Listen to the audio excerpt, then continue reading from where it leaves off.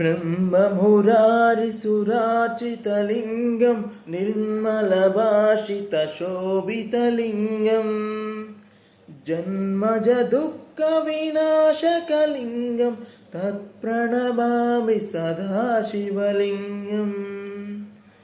देवमुनिप्रवरार्चितलिङ्गं कामदहनकरुणाकरलिङ्गं रावणदर्पविनाशकलिङ्गं तत्प्रणमामि सदा शिवलिङ्गम् सर्वसुगन्धसुलेपितलिङ्गं बुद्धिविवर्धनकारणलिङ्गं सिद्धसुरार्चितवन्दितलिङ्गं तत्प्रणमामि सदा शिवलिङ्गम् कनकमहामणिभूषितलिङ्गं पणिपतिवेष्टितशोभितलिङ्गं दक्षसुयज्ञविनाशकलिङ्गं तत्प्रणमामि सदा शिवलिङ्गम्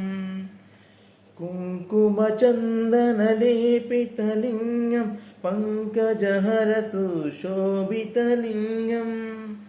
सञ्चितपापविनाशकलिङ्गं तत्प्रणमामि सदा शिवलिङ्गम् देवगणार्चितसेवितलिङ्गं भावैर्भक्तिभिरेव च लिङ्गम् दिनकरकोटिप्रभाकरलिङ्गं तत्प्रणमामि सदा शिवलिङ्गम्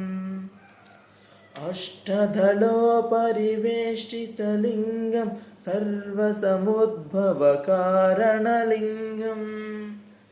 अष्टदरिद्रविनाशकलिङ्गं तत्प्रणमामि सदा शिवलिङ्गम् सुरगुरुसुरवरपूजितलिङ्गं सुरवरपुष्पसदार्चितलिङ्गम् परमात्मरं परमात्मकलिङ्गं तत्प्रणमामि सदा शिवलिङ्गम्।